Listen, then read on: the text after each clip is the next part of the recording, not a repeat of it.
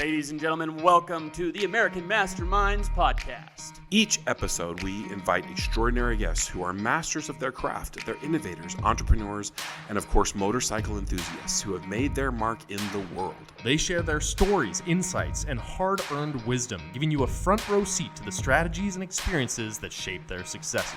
So sit back, grab a drink, and get ready for an exhilarating ride as we dive deep into the minds of these exceptional individuals. Along the way, we'll uncover powerful strategies, gain fresh perspectives, and explore the limitless possibilities of what it takes to be an American mastermind.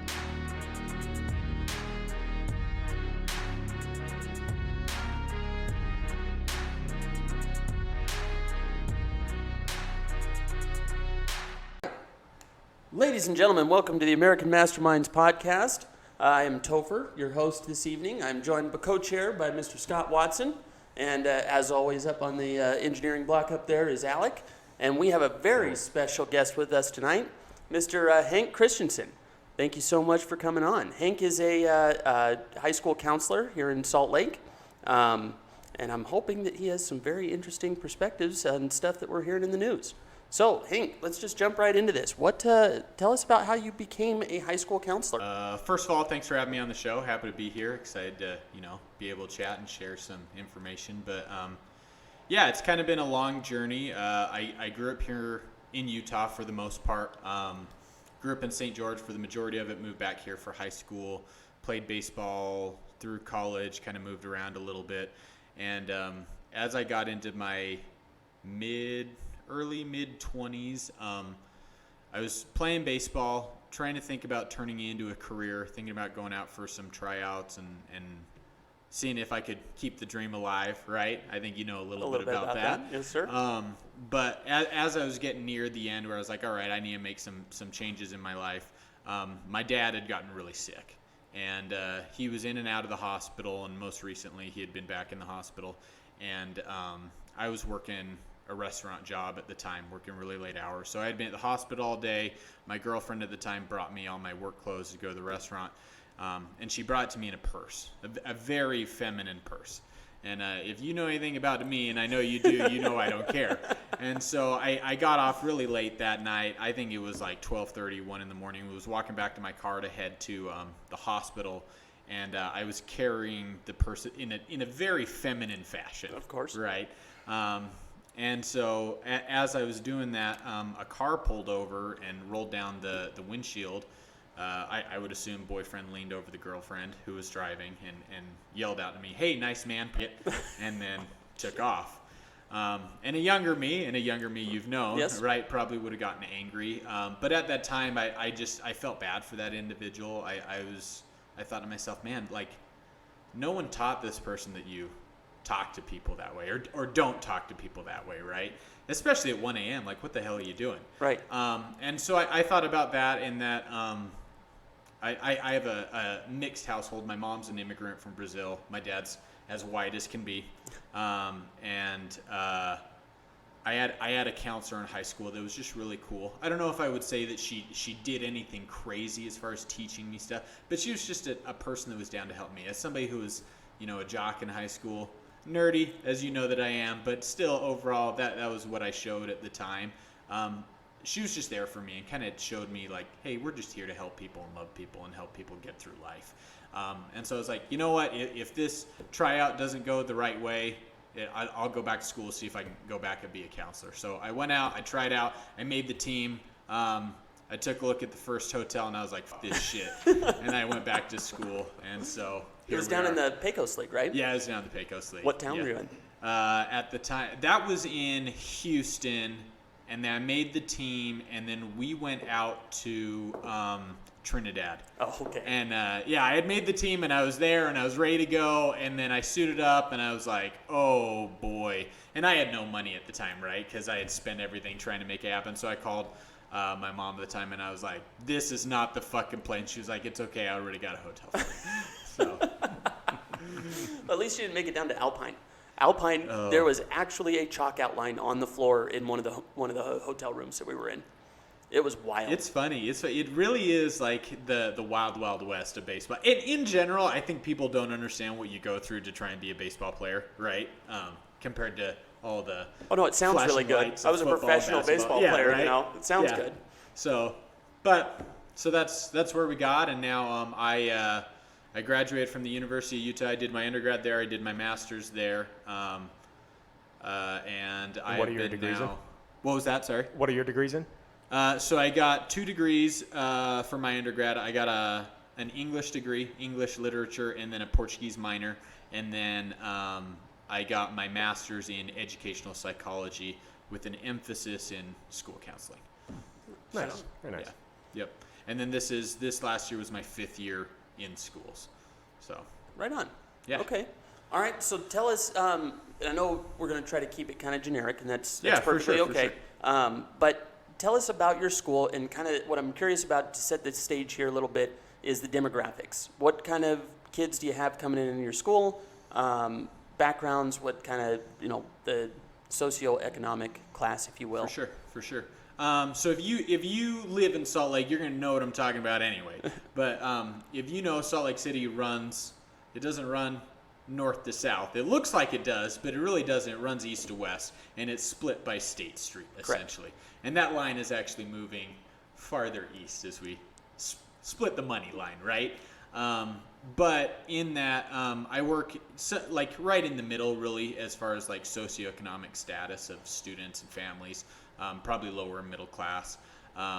And the majority of my students are minorities, right? Like if you were to do one demographic of students, it would be primarily white, but white versus all of the minorities is less. So I would say I'm about 60% minorities, 40% white. Gotcha. And then, year to year it changes a little bit. Here in Salt Lake, you can probably imagine the largest demographic is going to be Hispanic, which it is.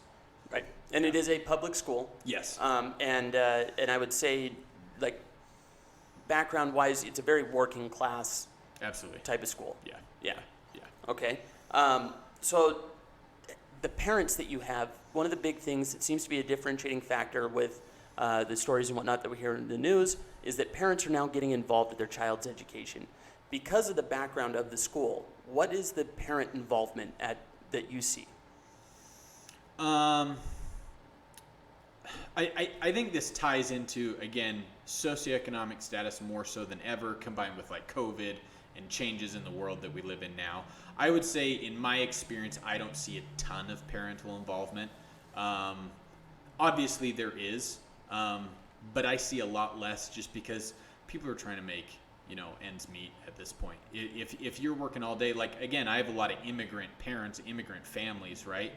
If you're an immigrant, you don't understand the school system here in America. On top of the fact the school system's broken I love working in education. I absolutely do. But it's not a secret that it's not working, right?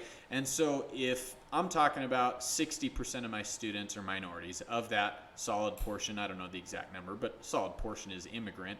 You don't know what's going on. You might not even speak the language.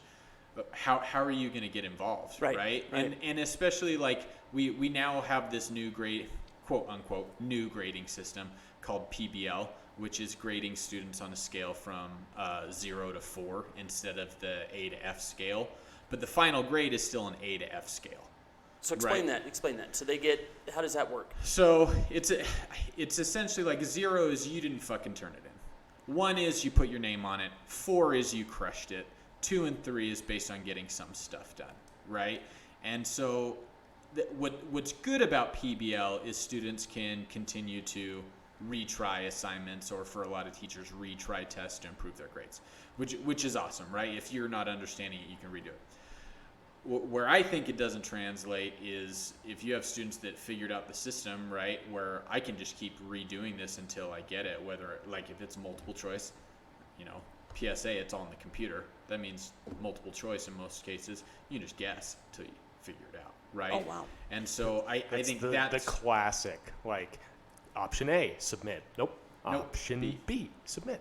Okay, nope. Option C, submit. Oh, I guess it was D. You know what I mean? So I mean, trial and error falls into that. So I think the bigger issue, like the undertone, I'll kind of give you a spoiler alert for our conversation today, is I don't think the issues are parental involvement or even students. Like, there are problems that they have. But I think the real issue is the education system as a whole and what the goals are that like our government and our politicians and our high-level educators and districts and people are trying to tell us, hey, this is what we're working on, but the tools that we have aren't working. Well, let's get into that. All right. So that grading system doesn't make a lot of sense to me. I think that one of the things that we really have a problem with in today's society is accountability. And it sounds like this is, turning your paper in on time, turning your homework in on time, and some of that responsibility seems to be getting attacked by the higher-ups in the education system. Do you think that grading scale is helping that problem or hurting that problem? Both, right? I think it's multi-layered, right? In that you have some teachers that are doing it and some teachers that aren't doing it. And I think the bigger issue isn't necessarily the problem of PBL, but of Granite School District's the biggest school district in the state. Okay. And we're pushing graduation rate, right? I say we as in the district, right? I have my own opinions, but we're pushing graduation rate. So I would ask you guys, what's more important, education or graduating high school? Well, I would say the education part the would be intelligence that comes with it. Okay, I would agree, right? But if you don't get your diploma, how can you show that you got that education? That's fair. Right? So then, on that case, why does a diploma carry so much weight? If Does it it? doesn't have intelligence See, and I behind don't know that it does. I think that one of the things that's really come out of, especially this new, I don't know if it was necessarily COVID, but we're in like a new, call it 5 to 10 year bubble, right? The stuff has really dramatically changed, and it's that bubble that we're looking at. That's fair. Yeah, I think it's a complex question with a complex answer, which is there are multiple different facets that need to be attended to get the answer, right? I think the reality is you're able to determine success based on the failure surrounding that success, right? Like, again, comparing it to baseball, right? The average hitter that is really good is hitting about 250. They're not 300. You're on. We got 10 guys as of today hitting 300 in the pros, right? Right. So the new standard's 250, hitting about 25, 30 bombs. How many bombs did Aaron Judge hit last year? You're gonna have to tell us 62. Right? That's insane. Not just because that number is insane, but because everyone else around him is not doing that, right? When you compare that to like the education system, right? If everybody's getting a diploma, which we're saying that it carries weight, like Scott said, which it should, but if everybody gets one, what's it worth? So I think, kind of answer my own question. High school diploma does have weight because most generic jobs that you're going to want to get requires high school diploma. If you want to continue on education, you didn't get your diploma, you got to go get a GED. Like, you need it. But I think the reality is that we're now, like, globally, right, we're waiting this week to hear if student loan forgiveness is going to come through. Right. I don't think I need to go into detail about my feelings one way or another on that. But the fact is, student loans right now at the collegiate level are at an 8% interest rate. That means if you want to become a dentist or a doctor, right, which used to be like the go-to job to make money, not worry about yourself, you're going to have to spend at least $1 million with compounding interest until the day you die and not pay it back. So the world that we live in now is telling us you should go to high school and you should get a diploma, but education doesn't matter. And even if you think it matters, you're a dumbass for going to college because it's too expensive, right? Like, you hop on any forum anywhere, everybody's saying you're a fucking idiot if you go to college. I think it's the Gary Vee effect. Yeah, exactly, right? But the inverse is, right, like, no matter what, the most money you're going to make is going to be business, right? That's in part why we're doing this, right? Right. We got business, right? But no matter what, we need doctors, we need lawyers, we need all those people that do need that specified training at college. So, like, the problem isn't even at the high school level. Like, why are we talking about student loans at, the government level? Why are we not? How is the entire country not talking about the fact that education's not working? Especially when all we can talk about is how stupid everybody is, because we are. Why are we not talking about education not working? Right. You've got common sense is not common anymore, but Not at all. no one's pointing their finger to the core reason for that. Yeah. Well, there seems to be like an undertone to this stuff. You don't question the teachers. You know what I'm saying? They really, you don't question the education system. And then it's just recently that people are going, now hold on. And credit where credit's due on this. I think in large part the reason people are actually finally paying attention to it, and maybe some good will come of this, is the trans movement and the stuff that they're showing in elementary schools allegedly across the country. Sure. You know what I'm saying? Yeah. So I think a lot of people are paying attention. There's certainly, I don't know that anybody 10 years ago could tell you who's on the school board, and it seems like that's a common thing that people are talking about now. For sure. I would agree with that. So speaking of that, let's segue to that. What in local politics and whatnot on the school board in Salt Lake, what are you seeing and the changes and whatnot that are coming down the pipe right now? Is it helping or hurting the population? Specifically for my school, I think we have a pretty good team, like top to bottom, right? We communicate well with the school district. Like I got a team of 7 other counselors that we kick ass together. Like I feel bad for all you guys that have to go work somewhere else because you don't work with the people I work with. So I apologize out of the gate. That's a good problem to have. Yeah, absolutely, right? So we all love what we do, and we work with the parents that do work with us. Like I said, I mean, the percentage of parents that are involved obviously lower than we would want, but the ones that do work with us help make a difference, and we've seen a lot of our statistics trending up for the most part.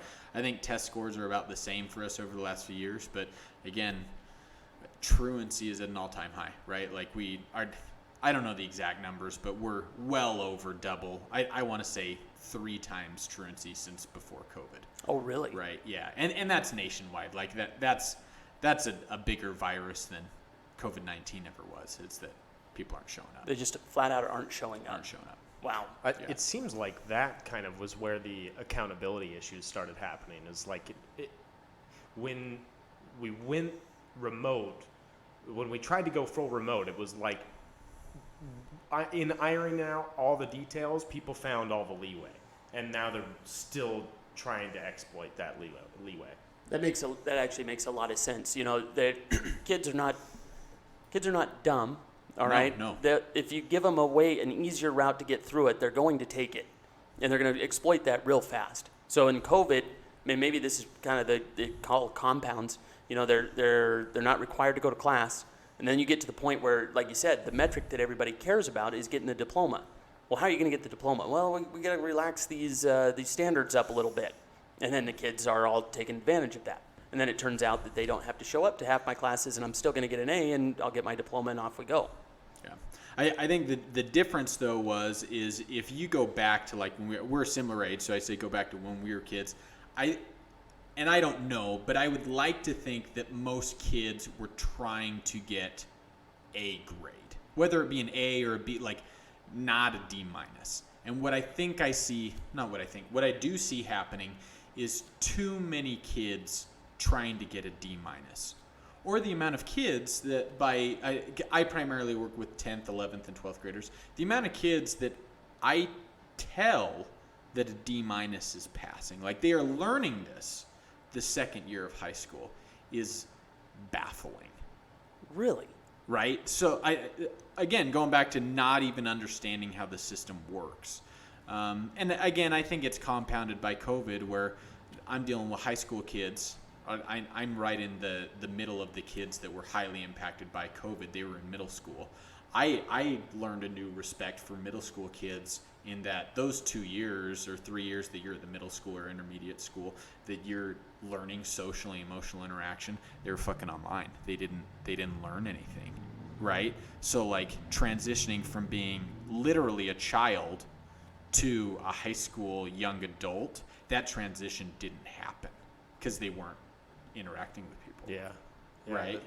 That's So what are one of the biggest issues, I feel. So what are the trickle-down effects? What are you seeing, that personifies that? would be a good way to explain it. If you're hungry and you want a sandwich, what are you going to do? Go make a sandwich. Right? For all these kids, they were at home. So if they were hungry and they need a sandwich, they said, "Mom, I need a sandwich," and the sandwich arrived. Right? So everything happened for them. They were at home. And so nothing was hard. So when they came back, they didn't understand consequences to your actions, right? If you're hungry and you go make a sandwich, you eat, you're no longer hungry, right? Right. If you're hungry, you don't make a sandwich, what happens? Still hungry. Still hungry. Consequences to your actions, and you felt it. There were no consequences to actions at that time. And so because of that, they came back to the real world, and all of a sudden teachers and counselors and stuff were like, you got to go to class or you're going to fucking fail. And they did fail, and nothing happened. And so they're like, consequences aren't real. So now we have an epidemic of kids, or we're going to, entering into the real world not knowing what a consequence is. Oh, wow. Obviously the definition of what a consequence is, but the ramifications of, I didn't do this, so B is happening, so C is my future. They don't understand B, so C is like a foreign language to them. They can't even begin to comprehend it. So if I don't show up to class, I don't turn in my homework, I'm not going to go to college, they're not connecting the dots all the way through. Yeah. And tying in with that, like the going to college part, I think that is, at least for our kids, we don't pound that into their brains as much as like if you were at other, I mean, let's be honest, whiter high schools in Salt Lake City, we're talking about college, right? Right. A lot of my kids, I'm talking about trade schools. Not because they can't go to college, but because I just talked about compounding interest, right? Like, why spend so much time to go be a doctor if I can help train you with a great welding teacher, which we do have at my school, to go be a welder. At 18 and 6 months, you're making twice as much as I am. Why the fuck would we talk about college? Right. Actually, this has been proven over and over again. College, unless you're there for a purpose, doctor, lawyer, something that has to have the piece of paper, counselor, something like that, the trade schools, they're making more money, especially right now when they're not, the numbers are down. We need welders. I don't care what's going on in the country or anything. We need welders. It's actually funny you mentioned that. I think that's where my brother has picked up his. He's now hiring from one of the high schools directly. Your school has it's like a big deal. Yeah, it's a big deal. It's a big deal at our school. So I would imagine he's probably talking to my guy. Yeah, no, I think that's exactly who he is. Yeah. And he's loving it. He's got one kid. His name's shout out to Jackson. He came in straight from the program, and I guess he's a whiz with numbers and whatnot, and he's picked it up just like that. Then he's got two others that are kind of alternating. He's going to have constant interns. He's talked to whoever the teacher is doing that. It seems like a really good program they've got out there. Yeah, it's awesome. Which, again, it's what we're talking about. Why aren't we doing this nationwide, right? For all things. Why aren't we doing it for healthcare, right? Like, Well, I don't know. Specifically to the trade schools, how much more data? There's other countries. So we've got a couple problems. Number one, in the United States, kids, if you ask them what do they want to be, the number one response for kids in the United States is a YouTube star. If you go to China and India, it's engineers or astronauts. We're not pushing the education the way that it should be pushed, I think is a big problem, and especially not in the fields that we're going to. The other part of that is trade schools or apprenticeships has been proven as a model that works and gets more people productive for society. What do you think about moving towards something like that? I agree. I do. I think I would go back to like talking about the issue at hand, though, right? Is that it's an environmental thought process issue, right? When we're talking about like overseas wanting to be engineers or astronauts, right? That is highly valued in that society. In our society, what is highly valued? Entertainment. Yeah, entertainment. Right? Like the goal. What are we doing right now? Yeah, right? like the goal is to make money doing something that you like. Like luckily for me, I get to help people and enjoy it and goof off sometimes, maybe help some kids and then get paid and then be done at 3:00, right? Like again, shout out to anybody that wants to be a school counselor. It's the job of jobs, right? But I think the reality is about goal setting, right? And I think like something that I work with my own kids is a competitive mindset, right? And again, you get that from sports. I think pushing sports on kids has a lot of negative connotations that comes with it. But I think there's a competitive mindset when we talk about some overseas societies, whereas we don't have a competitive mindset. And we're not pushing our kids to try and be successful because they're good at something. We're trying to push kids to quote unquote be successful by getting the dollar sign, right? I would take it one step further. I think that the big thing that people try to push in the United States is they want to be happy, whereas other cultures that are the main thing they're chasing is pride. You bring pride to your family, you bring pride to your name. Sure. You have you're proud of what you're doing. Being happy is kind of honestly, it's a misnomer, because being happy means that you can go have that other piece of cake. and you probably shouldn't eat that cake. You know what I'm saying? And Yeah. it's a big difference between trying to chase being happy and trying to chase being proud. For sure. Well, and I think pride is something that you have, right? Happiness is a currency. You spend happiness, right? Oh, that's a good like point. as you do something, right? Whether it be an activity that you like, right? Like let's use baseball for example. The start of the game versus the end of the game. Start of the game, my bank account's full. I am rocking happiness. We hit 2.5 hours. I'm fucking tired. I've spent my happiness. I want to go home, right? And so I think, whereas the whole time I'm prideful because I'm fucking good at what I do, right? Naturally, You know what I mean? So I think that's part of it too. Is I think in America we're saying, you got to be happy. Like it's something you get. It's not. It's a currency that is continually revolving, being earned, being spent, like money.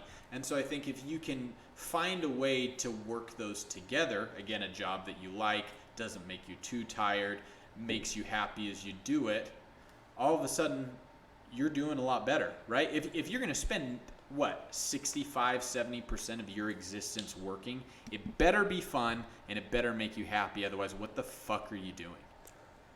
Well, somewhat the counter to that would be that if you're chasing the happiness is, like you're saying, it's fleeting. Yep. Okay, it's up and down. It depends on the day. It depends on the weather. We could play a baseball game, and if it's 75 and sunny, fantastic. But if it's 110 with 90% humidity And the turf is red. you are in trouble. It hurts a little bit. Yeah.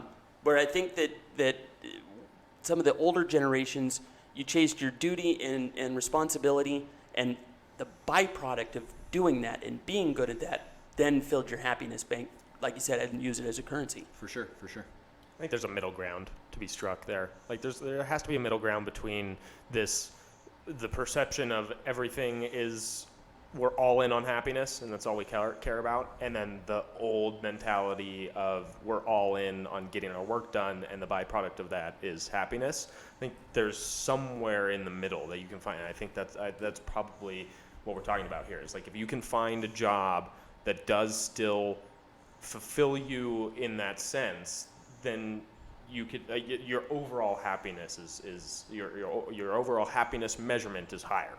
You know who had a really good point on that? Then this might be the actual middle ground. Was Mike Rowe. Mike Rowe says you don't chase what you want to do, okay, or the happiness. Chase what you're good at. Yeah. Chase what you're good at, and then work backwards from there. It's interesting. I heard this the other day at a summit. Someone was talking about employment and particularly HR as it relates to younger people, like mid-20s people coming into the workforce. And the most recent stats show that someone in their mid-20s is probably going to go through 17 different workplaces. They're going to switch workplaces 17 different times. And so I thought that point might counter some of what you guys were saying, but it almost seems to align pretty well with what you're saying, that you've got these people who have been told that the value they're chasing out of their work is the dollar sign. And so they're going to continually try to find that higher dollar sign. And the way that they keep getting reaffirmed to do so is to keep changing jobs and just move vertically as opposed to laterally, like you would have done 20 years ago if you changed jobs. You wouldn't have seen a vertical shift from someone coming out of a job into another one, whereas now that's almost consistently what happens. That's a very interesting point. Yeah. Huh. Let me ask you this, Hank. Yeah. So we're on the subject. You're an educational professional. Yeah. If you could give one piece of advice to parents that are just putting their kids into this education system that is so flawed, what can they do to combat that at home to better prepare their kids for the consequences that life is going to throw at them, rather than sugarcoating and putting training wheels on everything?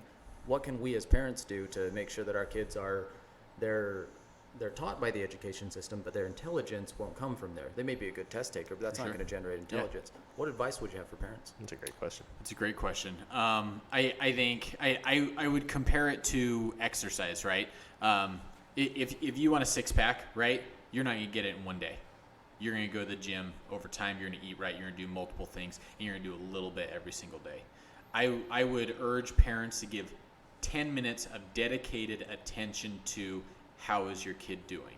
And in detail, what I would say is like checking test scores online, checking what assignments are missing, knowing what their student's schedule is. This is all levels of education, right? I think the thing that is mind-blowing to me is all of parents come in, good student or bad student, but let me rephrase that. Not good or bad student, but excelling student versus struggling student.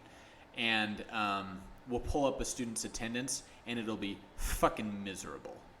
And the parents will be like, I didn't know. How the fuck did you not know? Seconded, how? How do you not know, right? Like, even in a lot of times we get responses that are like, well, I'm not getting the phone calls. I'm going to compare this to a dog, right? If your dog takes a shit in the living room, you can know, right? you know. You know, yeah. Your kid not Hopefully. attending class is your dog taking a shit in the living room. You should have known if you didn't know. Yeah, that makes sense. Yeah. That makes sense. I mean, you can make an argument there that's not. I have a hard time with this because society does not allow for this. But that was the big difference when mom stayed home, is that they were kind of in tune with what was going on. When someone was home, When right? anybody Yeah. was home, yeah. Yeah. 10 minutes a day isn't a big ask. That blows my mind that your recommendation is as simple as 10 minutes, because I have kids at home. I don't know that they go more than 5 minutes without me seeing what they're doing, trying to teach them something. Yeah. My 4-year-old can do math. The education system isn't going to teach a kid in kindergarten to do math. That doesn't exist. No. But if you spend time with your kids, you can mold them to not have to face the challenges that you did.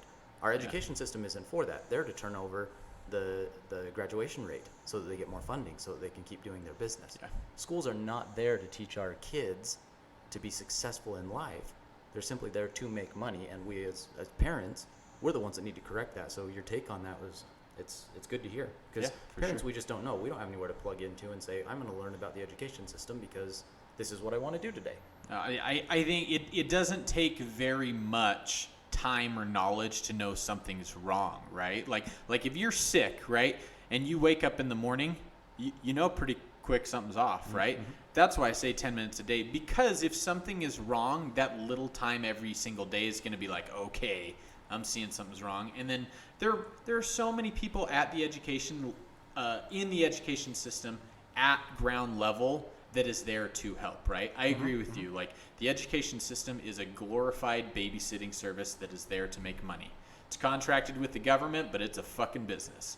But the people, the majority of the people that are teachers, counselors, educators, They principals, want to make a difference. they are there to help, to make a difference, right? Like, my goal is to help people, 100%, right? And I, all growing up, I remember being told by, my parents, my, society, my community, everybody was like, don't go into education, it's a bad bet. Here's the deal. Here's my little plug for education. You get health care, you're never going to fucking lose your job unless you do something really, really, really bad.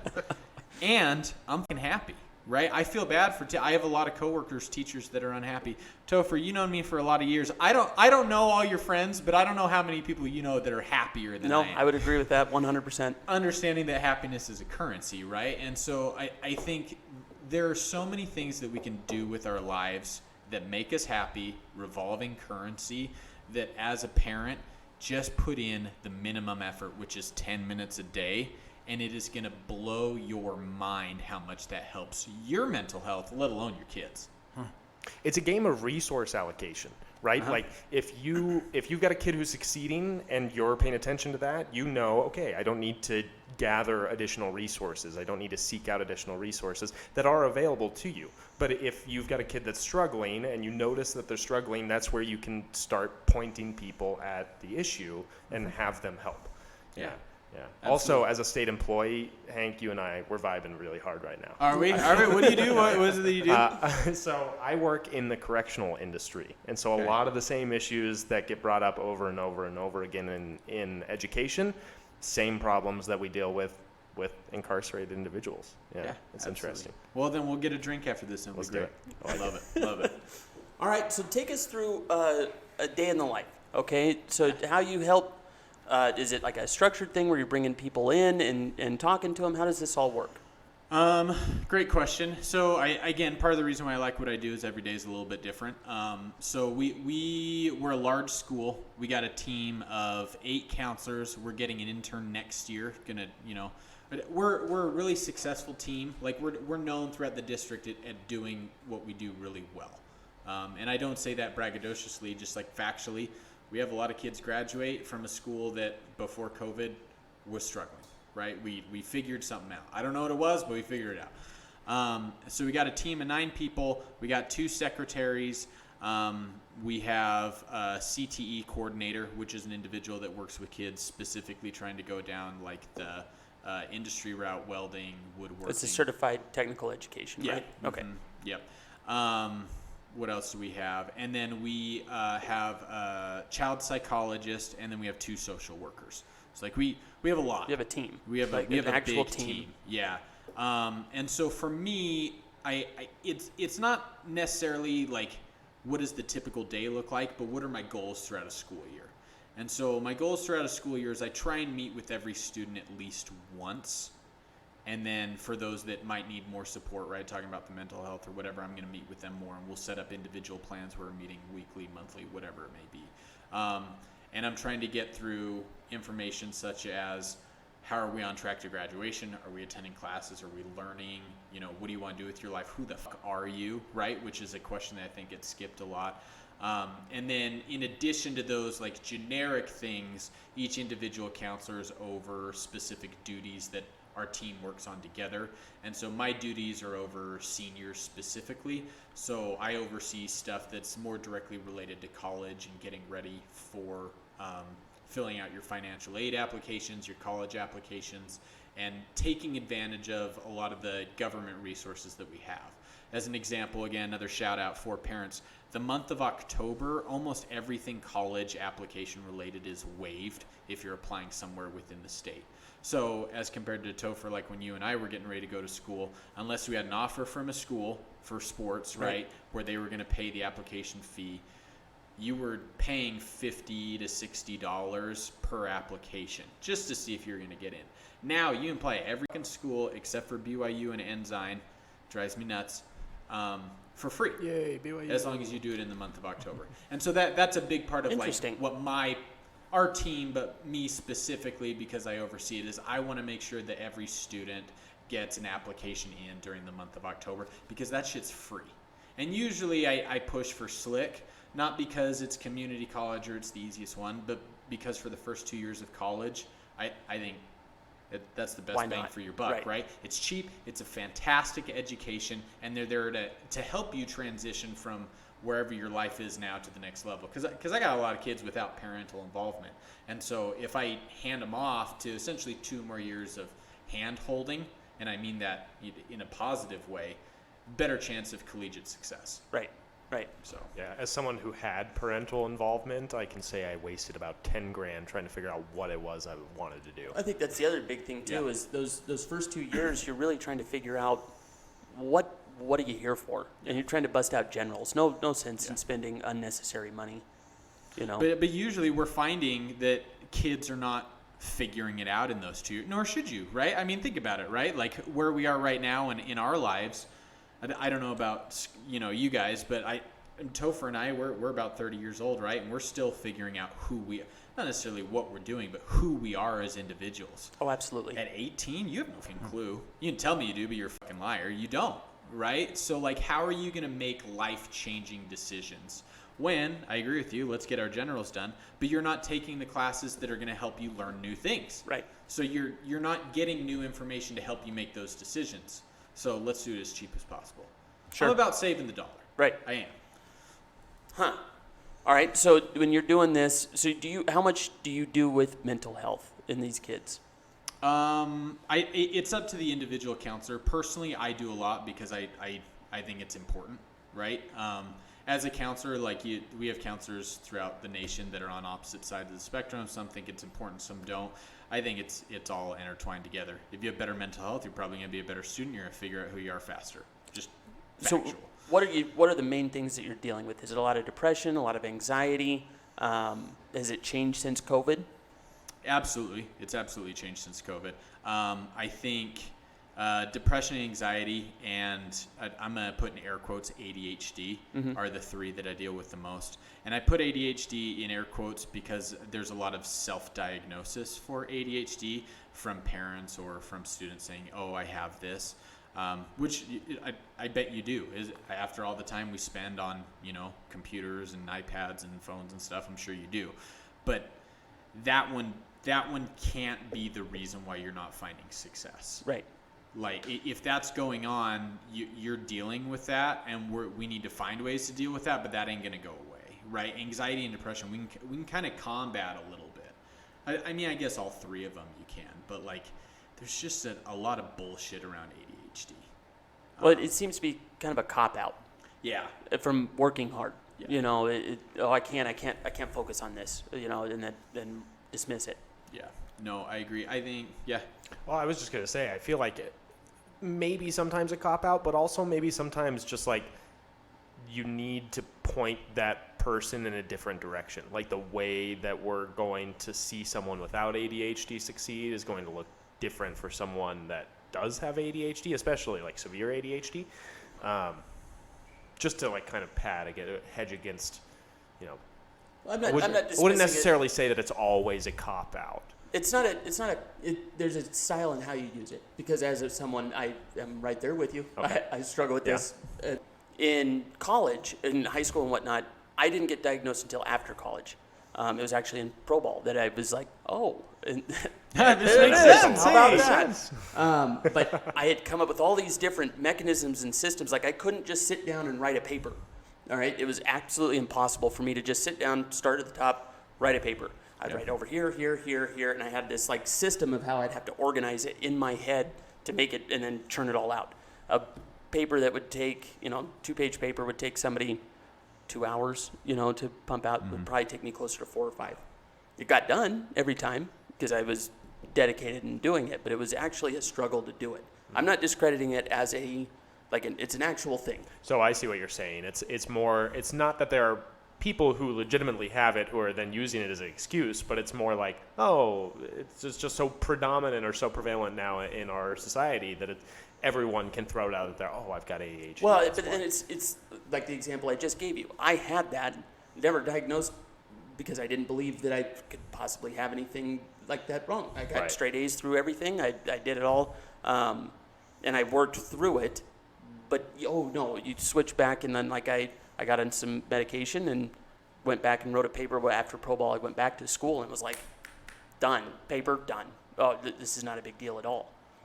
Well, I think for me, the thing that's most important with what you said was when you were talking about the time frame of getting it done. Somebody takes 2 hours, took me longer, but it still got done. It still got done. I think that's where I think maybe I was not as clear as far as like the bullshit factor is the ADHD is being used as an example or reason as to why I don't need to do this thing, right? Like as far as like, what do I spend a lot of my time doing?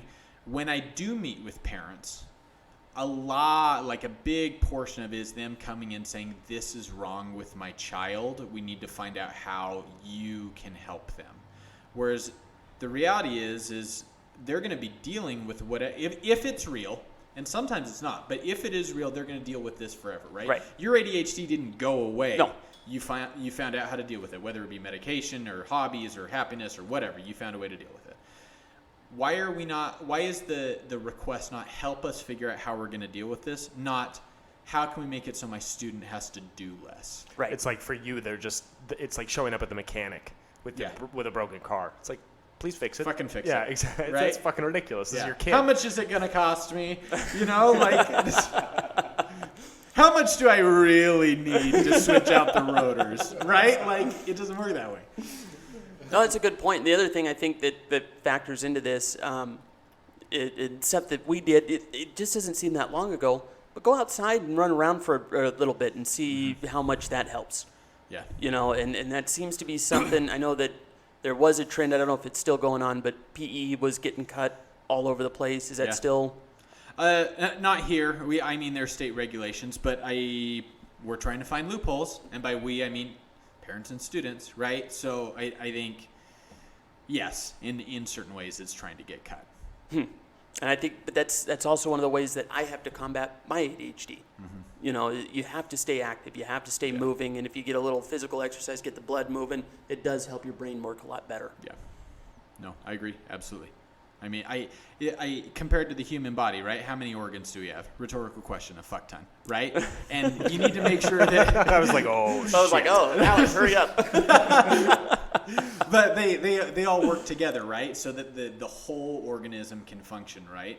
That's how we're supposed to function as a human being out in the world, right? In order to learn and evolve and grow, you know, you have to physically move your body. You got to keep receiving information. You need to go to work. You need to sleep. If we look at all the things that we do as different organs making the organism function, we function better, right? Like That makes perfect sense. I mean, the correlation between obesity and depression is it's not a mistake, right? Like if you're obese, you're more susceptible to being depressed. Not always, but I mean, that's because something's not functioning correctly physically. So again, another physical problem would be the depression tying in.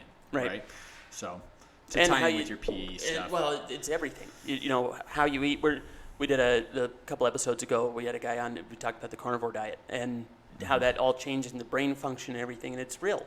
You know, our charity got started because even for as good of a city as Salt Lake is, 20% of kids won't have a meal if the school doesn't give it to them. Fact. You know, and that which is mind-boggling for Salt Lake City, which seems, and I've been all over the country, Salt Lake pretty much has it going on all fronts. It's a very good city. Yeah.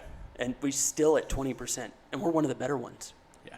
You know, but all of those factors play into your ADHD, what we're putting into our body, how we're treating it, all of it. And I feel like, and then you look at like sports participation is down. It's kind of like all of these things did matter. Like you said, it's the mix and all the organs working together that make the body function. Yeah.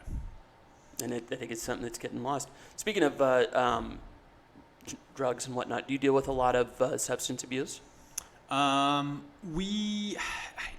Yes, we do.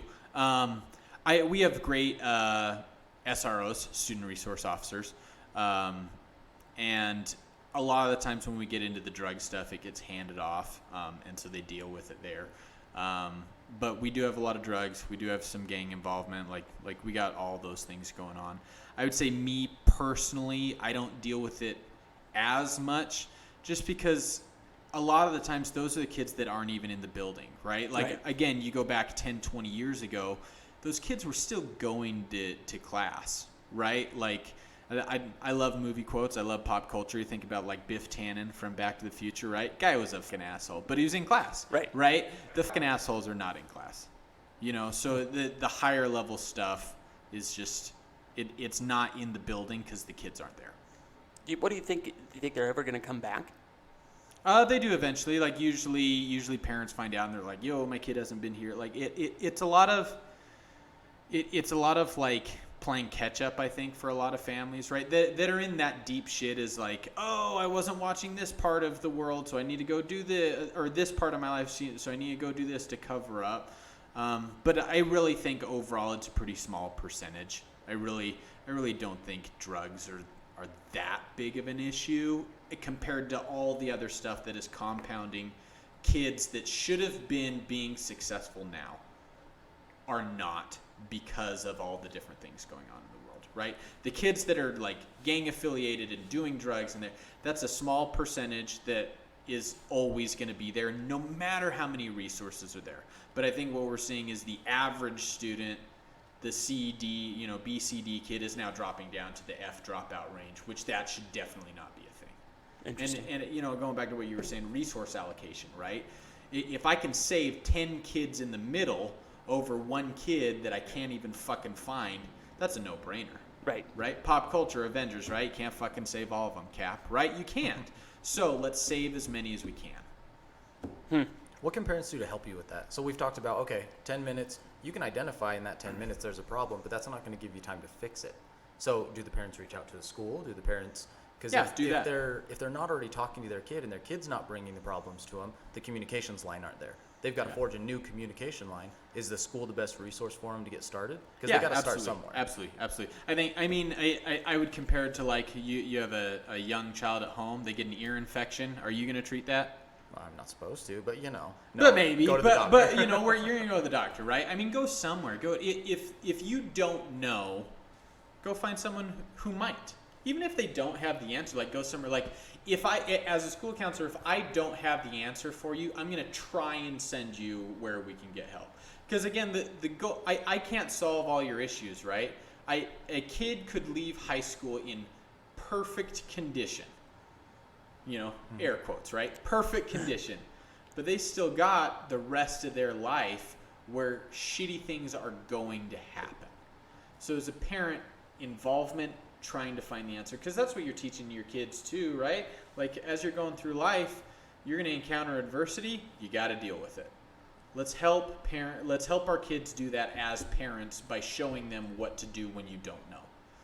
I don't know is a fine answer. You just got to do something with I don't know. You can't I don't know and then quit. Well, that's the back half. That's your big deal, Scott. I don't know, but let's go find the answer. Yeah. I think that circles back around to the topic at the very beginning of the show where you guys were talking about parental involvement and how it relates to income. And I think that's it's interesting. You'll always get, or at least from what I perceive, you're always going to get a higher level of parental involvement at a higher socioeconomic status. And so I think the hard part for a lot of parents is trying to find a way or trying to find their level of input, how much they can input. And sometimes it feels like a lot, especially if you've got both parents working jobs, all that sort of stuff. But I think it's just about making a concerted effort to put to do something, whether it's signing your kid up for tutoring because you can afford that and being really involved with it because you can get time off work, it's great, or just going to a counselor at your school and just saying, hey, I'm resource limited as a parent. Right. What can you do to help me with that? Right. Yeah, absolutely. I know we can edit this out in post, so I'm just going to be frank. That's fucking shit. Parents, not your comment, just the overall concept. Sorry. Yeah. The parents not being involved with their kids is shit. If Yeah. that's their cop-out excuse, whether it's work or whatever, if the parent is a shitty person, it's not the kid's fault. Yep. It's on the Yeah. parents to provide a better life than they had. sure. And it pisses me off so bad when I hear someone say, oh, I don't have time. That's A lot your of it's a kid. pride thing. It's absolutely ridiculous. Let me give you the other side of it. Don't cut it out because I think this is an important part of the conversation though because it's all intertwined and it's a societal issue, right? I mean, we can debate on it, but man's been on the planet a long time, right? No matter what religion you aren't part of, you are told you need to find a partner, you got to make kids, right? That's pretty standard procedure, right? Plus, it's fun to do. Right? It is fun to do. If they know what they're doing, it's fun to do. Depends. Sometimes it burns, right? No, everybody? Oh, dear. And catcher and pitcher. Taking a drink. Almost got you. If it doesn't hurt a little, you're doing it wrong. Yeah, that's right. If it's a pain in the ass, kind of depends on the day. Oh, dear. Anyway. Point being, please. Point being is Pull us we out of this circle back. nosedive. But if the entire planet is telling you that you need to have kids, and you're a stupid kid, and by stupid kid I mean all the way up until 30 years old. You're Right. a stupid kid. You get married or you don't, or you have a kid and then you're like, oh shit, this is not what I wanted to do.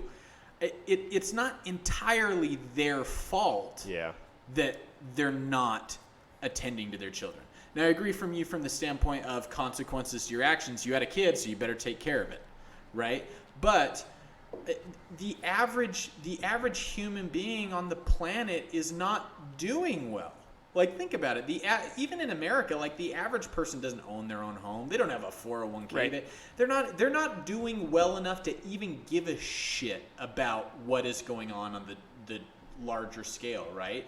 I think that's what I find so interesting about people complaining about free speech and like gun laws and all that stuff. You can't even fucking put food on the table. Why are you talking about that? I think but it stems from that, right? It's like, okay, I just got to start being really angry about everything. Yeah. And that's going to be my solution. Yeah, exactly. So I think that's part of the issue too. Is like societally, we need to find a way to tell people, to educate people, right? Educate people that just live the life that you want to live, right? Stop indoctrinating your children into certain religions this way or that. And that sounds like a biased comment. It's really not. It's just show your children that they can be whatever fuck that they want to be, and no one actually cares.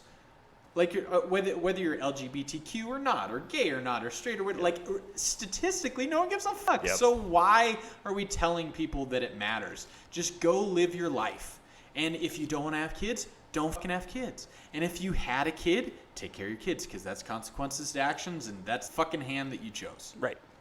So You have the tools and resources to take care of that. And at this point, between the internet, your friends and everything, you know that dance. You do. If you're going to have a kid, you knew what you were doing. Absolutely.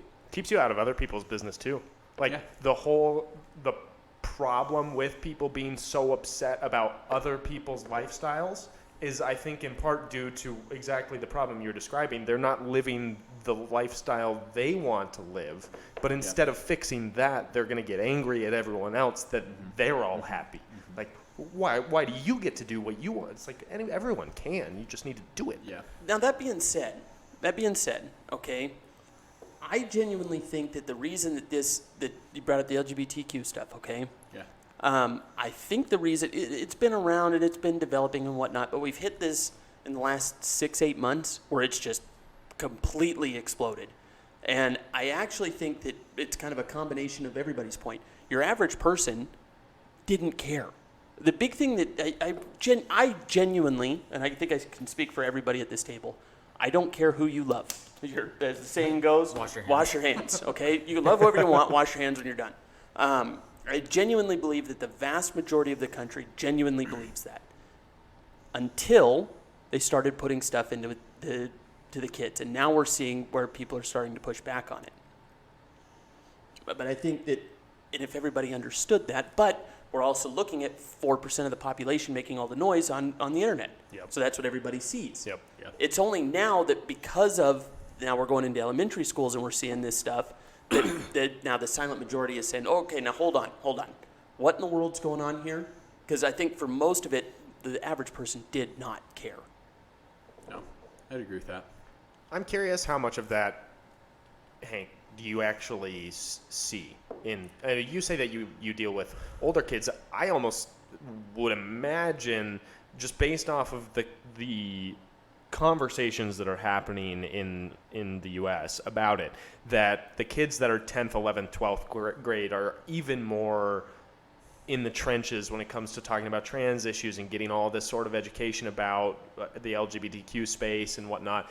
Is there really that much of a presence of all of that stuff in school, or is it being blown out of proportion? I think at my particular school, we have a really supportive teaching staff towards the LGBTQ community, and we have a handful of LGBTQ trans teachers at our school. Okay. So I might be an outlier. Right. So I see it a little bit more. I also, I try and be a well-rounded educator and individual, and so I help out with the baseball team, and I'm also the educator, I guess, supervisor over the anime club. And as maybe you did or didn't assume, a large portion of LGBTQ kids are part of that Right. club. And again, going back to what Topher was saying, I don't care one way or the other. I just want kids Right. to be safe. I guess maybe to clarify my question, I think a lot of people's concerns are around like specific like education actually happening during the education, like during the school day, education being centered around these topics. I don't perceive that. I haven't seen it. Yeah. I haven't. And also it was a couple months ago, maybe even a year ago, there were some articles going out saying that counselors were indoctrinating kids into being LGBTQ or whatever. At least in my school, that's not going to happen. And Right. I mean, the most I deal with it at the high school level is I know who the kids are that are LGBTQ or maybe are allies, and in most cases, parents know. Right. If parents don't know, they usually know like something is going on. We're trying to find something. I mean, I think my 14-year-old at home is LGBTQ. Like they're trying to figure out who they are. Right. I mean, I think the conversation needs to transition from like being LGBTQ is good or bad, which I feel like is what the conversation, at least that's what it sounds like if it's good or bad to be on one side or the other. I think the reality is that if you are LGBTQ, your life is going to be more difficult. Mm-hmm. And as a parent, that is what scares me, right? Mm-hmm. Leaving the educator realm. For my child, I do not care what you identify as, what you think, how you feel. I just want you to be okay, but I also want you to understand that by being different, which is what LGBTQ is compared to the majority, like Topher was saying, your life's going to be more factually, right? Right. People are going to single you out. You're going to have more awkward conversations. You may not get hired because of it, and you may not even have ground to like show that you should have been hired, right? Like it just inherently, we know your life is going to be harder, and that scares me. Right. I'm pro it. I'm all aboard. Be whatever you want to be, but please understand that you're going to encounter some adversity that you wouldn't otherwise. I had the exact same conversation with my parents when I started looking at getting tattoos. Right? It's like you're doing this thing, and the interesting part is like the tattoo is the choice, though, right? Where the LGBTQ stuff, you kind of just you discover it. You fall into it. This might be a little controversial, okay? And I apologize, but the genuine question, sure. Okay? I'll say no if I don't want to answer. Is that whole premise, is that on the what premise? GL? Okay, so the gay and lesbian, I think in society right now, I don't know that I feel like what you're talking about is specific to the trans community, because it is more of I don't know how else to say this. It is more of a spectacle to look at.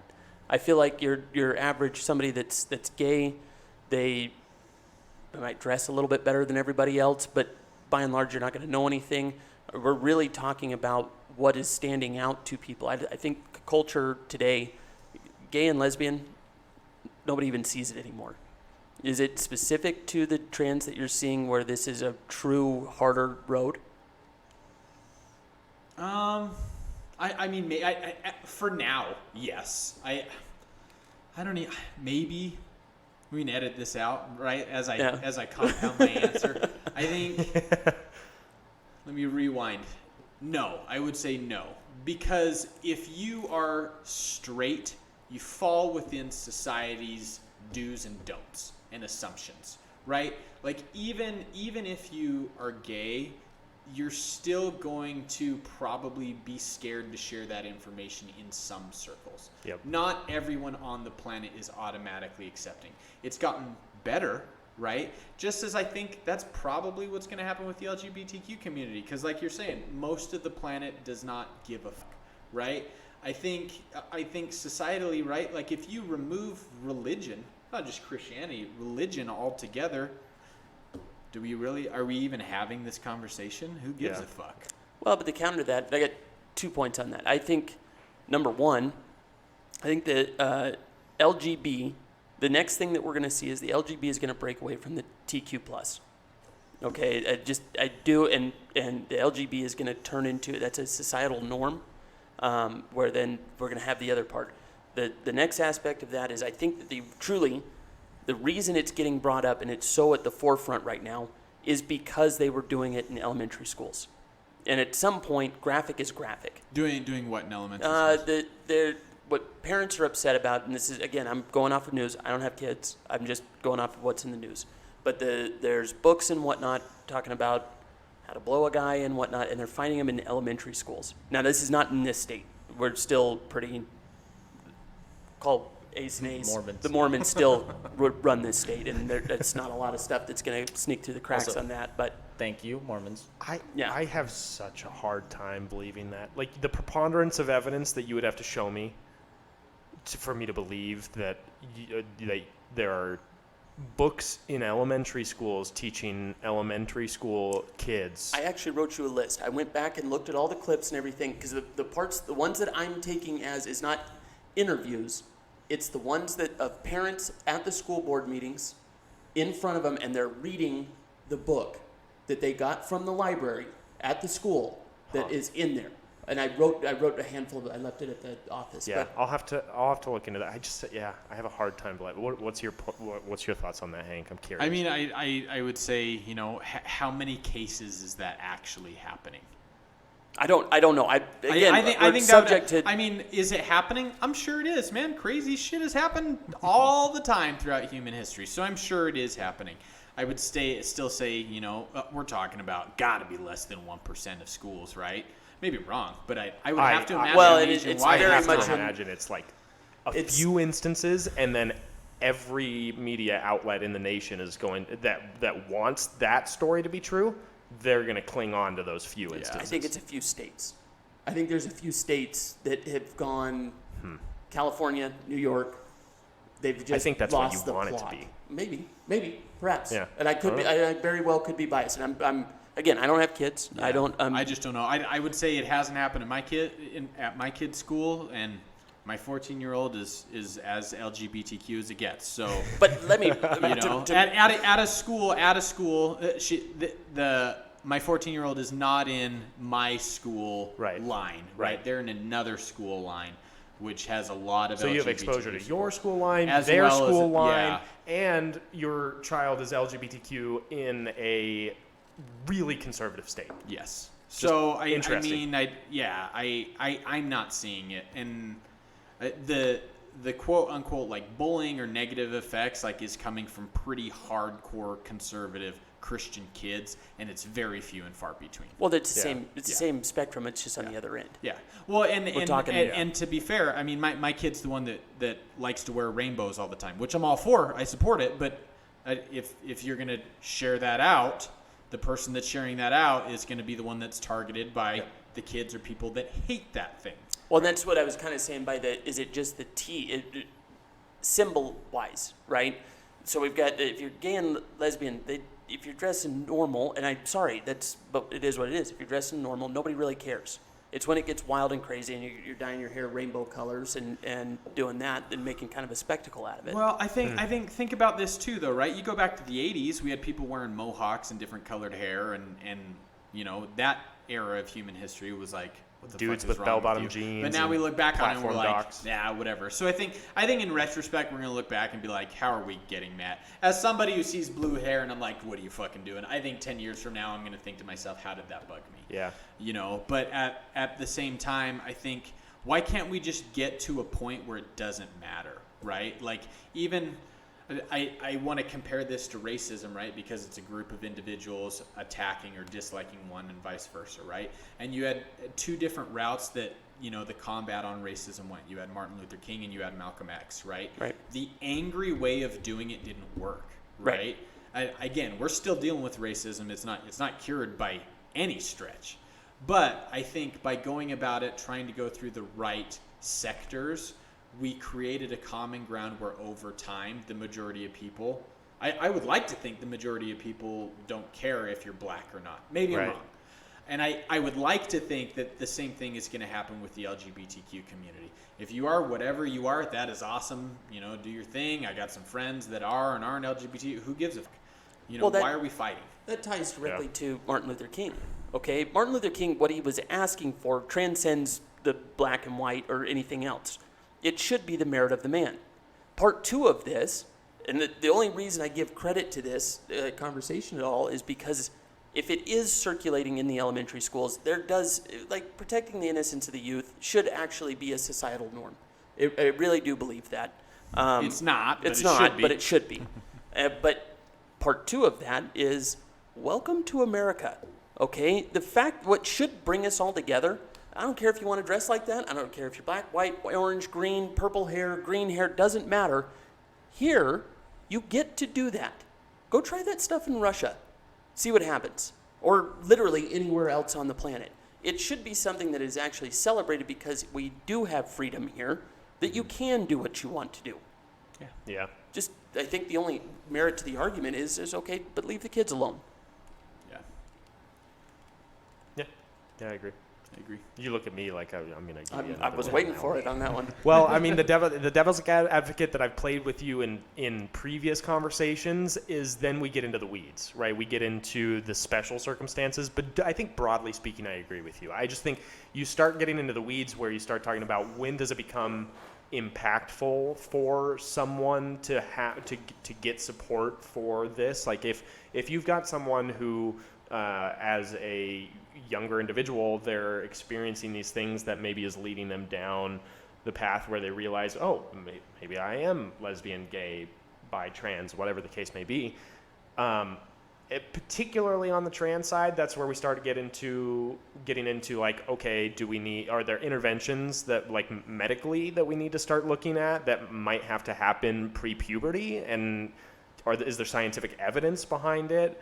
But I think broadly speaking, I agree with what you're saying. Well, okay. And you're not going to do that for like a 7-year-old. That's I think really that's why I think it's gotten so much traction, is because they are talking about young 7-year-olds. Yeah. Right. And again, well, Hank, to kind of in the beginning part of this conversation, you said these are kids.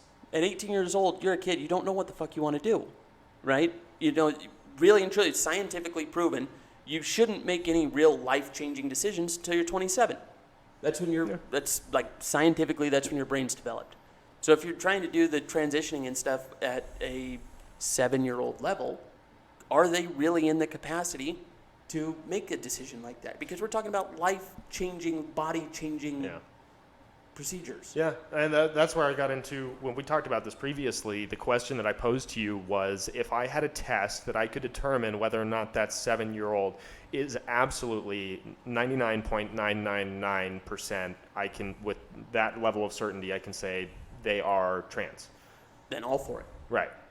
But that's the crux of the argument, is like figuring out how much of the input do you take from the child? How much of the input do you take circumstantial? Like what are the ways that we can figure out whether or not these people do need this help? Because if in hypothetical land you're wrong and we could potentially be finding kids and helping them early, and we're not, that seems like a great disservice to these individuals. But, okay, I'm stepping out on a ledge just to play devil's advocate back. I want to preface this, okay? If you have a 7-year-old that wants to be a pirate and he wants you to cut off his leg and gorge his eye out, are you going to let him do that? Yeah, that's fair. I probably wouldn't. 7-year-olds play pirates. They play cowboys and Indians, or they used to anyway, you know? Where do you actually really becomes like, okay, take it to a different subject. We've said that drinking, okay, you're not capable of making good choices when it comes to alcohol until you're 21. Right. Why is this? This has far more severe consequences. What if you're wrong and they change their mind? Then what? Yeah. Yeah, I don't know. It's a very tricky. Yeah, it really is super tricky, and also just the we're in like the infancy of this entire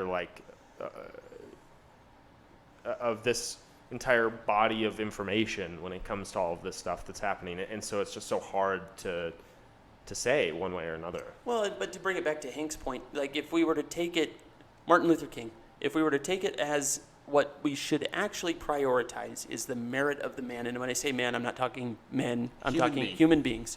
It should be merit of the man, okay? And if it is something that you need to transition and do, okay. But what kind of person are you? And is that actually going to make you happier? Are you going to be a productive member of society? I think I want to devil's advocate both of you on this, because in part because I don't have the answer. Okay. Right? But from the standpoint of like if you go overseas, right, suicide is legal, assisted suicide is legal, right? And I think part of the reason why that is because the feeling of suicidality is actually pretty normal. If your life is fucking terrible and you don't want to kill yourself, then we should be worried, right? Like there's a certain level of sadness that makes sense, right? If everything is going wrong, why would you continually want to be here unless you have a purpose or a reason to want to be here. And I think that is what ties in with all of this, right? At 7 years old, I don't think that you know whether you want to be a boy or a girl. I don't. Yeah. But I do think that at 7 years old, I knew I was attracted to only girls, right? I knew that about myself. Right. And I knew that I wasn't suicidal.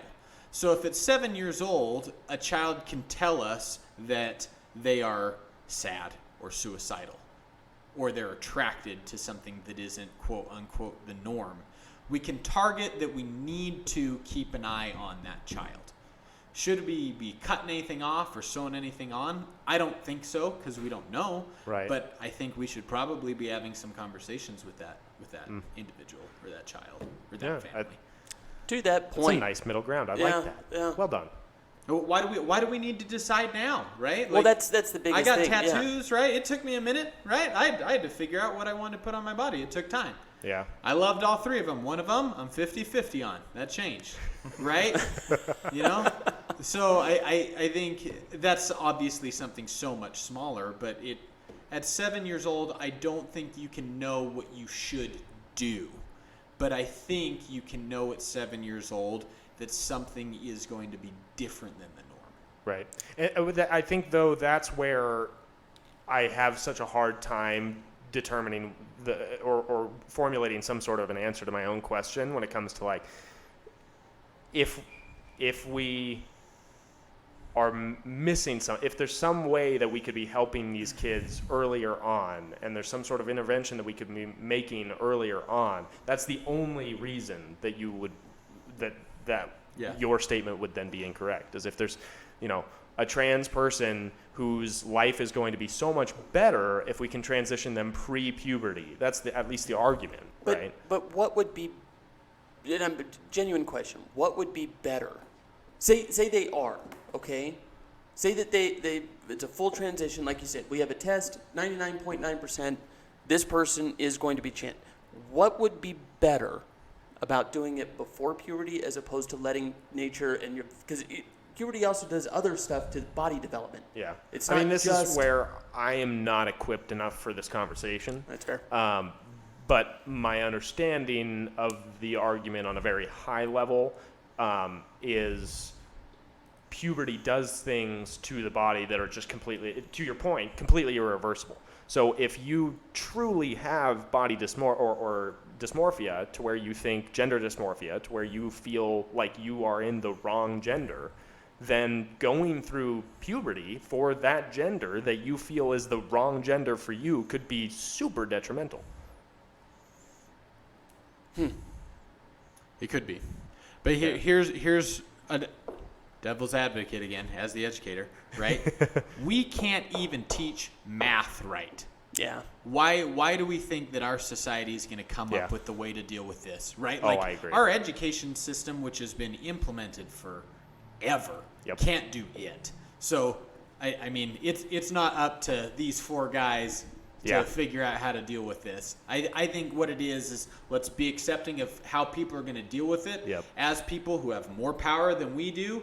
Make the laws, and let's just try and be as good a people as we can. Well, and to that actual point, I think you're exactly right. And this might actually be the argument.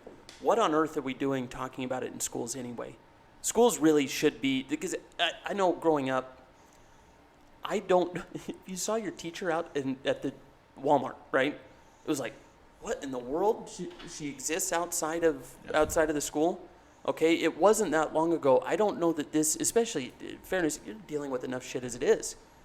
To put this on top, why is the burden coming down on the schools? And the reality is, I don't think it is. I think that's propaganda. In my experience, I think that's propaganda. I think that's, left or right or whoever. Somebody is trying to put this information out there. I think what we should be talking about at a nationwide level is stop being a f***ing dick and go to class. Yeah. Yeah. Your kid's not in class. Who gives a f*** what gender they are? Go to class. Well, go learn something, right? You can figure out whatever you are once you're not under my roof. Let's give you the skills to be a successful human being, whatever side that you're on. We don't need to cut anything off or sew anything on until later because you can't even count to 2. Let's master some basics first. Well, and that circles back to the point that we were making earlier, where it's like it's just people being unhappy, and like when you're unhappy in your circumstance, you try to find outlets for that, and instead of healthy outlets being let's better these circumstances, let's find ways to be happier, to get hobbies, to make friends, all these healthy things that we should be doing, it turns into just hatred and how can I make other people feel as bad as I feel.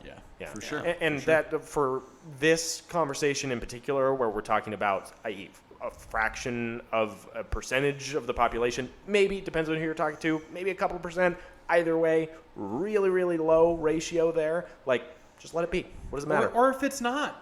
Who cares? Who cares? Yeah. Why?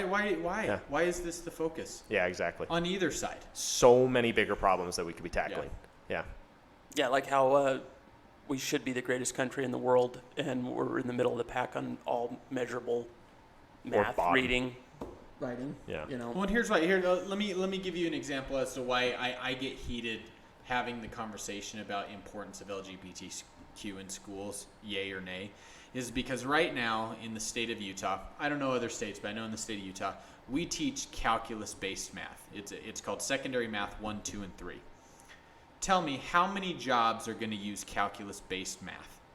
With computers? None. Zero. I mean, really, unless you're going into engineering or high levels of science. It's only high-level STEM. So why, as a 17-year-old kid, are we forcing you to take this math class, right? But you don't learn about how to do your taxes. Yeah, Right? that one. Well, no, we have a class called financial literacy. Well, the IRS which needs to make money doesn't somehow. teach that, right? So again, and these are state regulations. I think that is the issue, and it's not that I think people at like higher levels at the district level are incompetent, or at the state. I don't think that. I think they are competent, educated, well-respected individuals. But I think they're so far removed from what's going on, combined with, like Scott, what you were saying, with parents that don't even know. There are too many people that have no fucking clue what is going on at daycare that we're not trying to fix it. Yeah. Right? And I think we had a chance. When COVID happened, and it was like, fuck, kids aren't going to be in schools. And then school scrambled, and we were like, we do what we always do, and we fill in the cracks because you guys are all idiots. And we made it work. Everyone was like, oh shit, we can do school online now.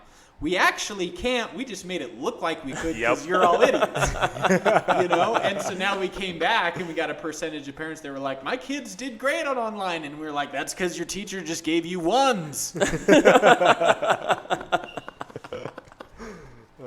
Oh, man. No, any real improvements that can be made to everything we've talked about, they start at home.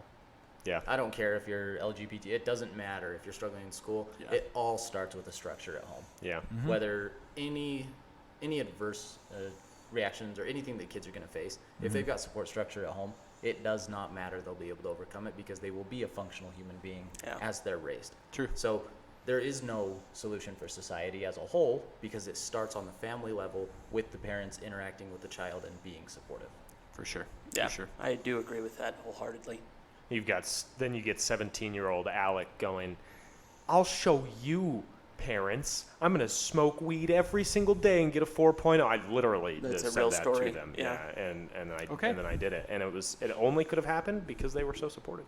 Well, thanks, Mom and Dad. But again, like I think to a certain extent, and maybe this is too religious or not. I'm not religious.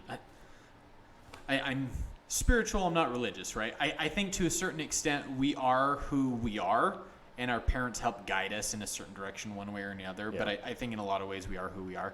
I mean, if you were going to be, or whoever this individual is, was going to be defined to get 4.0 and smoke weed or whatever, I mean, Yeah, you're obviously doing okay right now to be having this conversation with me. So, like, you're not a fuck up, So I think there's no correct way to raise a kid. Like, as a parent, if you love your kids and you do everything you can to support them turning out or not turning out is not on you. Yeah. Yeah, it's decisions they make at that point, right? You are doing everything you can to help, and they have to make their own decisions. But you have to show up. oh, I disagree with that so much. Do you? Yeah, with your guys' statement of they are who they are, I wholeheartedly disagree on that. Because if your child is making bad decisions, they haven't had to face consequences growing up, then there aren't going to be consequences, and they think there aren't any, they're making bad decisions. If they know when they make a decision that is quote unquote bad, be it society bad, or they just make a decision that they shouldn't have done, if there's a consequence for that, it's going to discourage them from making worse decisions in the future. Lack of education, and this goes back to the support. I'm not saying support and be friends with your kids. There needs to be structure. If kids grow up with training wheels that are permanently attached, they're going to hit the real world, and all of a sudden those training wheels aren't there. They're going to fail miserably and make bad decisions. They meet the next broken system, our justice system. Yeah. But I think tying on that, let me elaborate more on you are who you are. From the standpoint of there are certain characteristics to my personality that were going to happen no matter what my parents did or didn't do. Like I am an openly outgoing individual. Anyone who meets me, like, that's just factual. I'm down to talk, right? And I am a hardworking individual. And I think there were things that my parents did to help improve those things, but those were factors about me that were probably going to be there no matter what. Okay. And I agree with you with what you're saying, that if you're teaching consequences, you're doing all those things, you're going to help for sure. But I mean, I deal with kids that got great fucking parents that put up, consequences and rules and help and all, and they still turn fucked up. So I think it's probably somewhere in the middle. You can be a perfect parent, man, and your kid could still turn out to be a druggie and dead by 21. Because I've seen it happen. So I know that has to be true. So I think it's probably somewhere in the middle. But, I mean, it's just terrifying bringing another creature into the world. Dude, you're not kidding. But at the same time, I mean, to your point, Scott, there can't be a scenario where showing up and being there and being involved is a bad deal. Unless parents, I guess, are entirely messed up in their own right. But show up and try. Yeah. Those are outlier cases at that point, right, that we're talking about. Yeah. Or at least we hope they're outliers. Yeah, right. Yeah. We hope they're outliers. Right. I don't know. It's hard. I think there needs to be some sort of test that you got to take before you have a kid. Can't believe that hasn't been implemented. Yes. And I'm going to shout out to the other sexes for a minute. I think that all men should be castrated out of the gate, and you earn it back. Or nice. Ooh. Or that's in part a joke, but honestly, truth. Follow the logic. Not a joke. I agree. I think the history of man, we've shown that we're less intelligent beings. Yep. We just can't handle it. Yep. We got two brains. I know the anatomy doesn't support that we got two brains, but we have two. It's an and actual the smaller fact-based one thing. definitely controls the bigger one. Especially when you get a little attention, Yeah. With low confidence and low attention. But honest to God, if they were to, I don't know about the castrating, but if they were to make birth control for men, right? They did. It's called condoms, and we can't handle it. No. Because that's not good enough. That gets in the way of his thought process. But if it was a pill for guys, you would see guys. Rob Gisman is the one that comes to mind on this. Couldn't tie his shoelaces. Yeah, I love you, Rob. Couldn't tie his shoelaces on his own. God knows how he's made it this far in life. But I promise you, if they made a birth control pill, gentleman can't do anything on time in his entire life. He would never miss that 5 o'clock alarm. I promise you. I think we'd miss. I think we're that stupid. The fact that we're laughing about it tells me that I'm right. Yeah. I think here's the deal. Here's the deal. It's actually a syringe, and the partner gets to stick you with it. Okay. Ooh, okay. Yeah, they can't you pay for it, but they stick you. That way it happens right then and there. I don't see a problem. That, or we need to start getting state-issued vasectomy cards. There you go. Little offended I didn't get mine. Oh, It that's makes right. sense You've to me. gotten yours, haven't you? Yeah. That should be it. Or something that's annotated like on your driver's license, right? Donor, yes. Barren, also yes. I always had a dream when I was playing ball that I would go get the snip, print out the sheet, and I would carry a bunch of copies in the glove box. Some girl would come along and be like, No, don't you worry. Oh, really? Here's the form, all right? Yeah. See? State-issued ID. State-issued ID. I didn't even think about that. Sense. Yeah, you got donor. Why not just put it right next to it? Yeah. Non-donor. Yeah, non-donor. Donor and non-donor at the same time. I want to touch Who's a non-donor?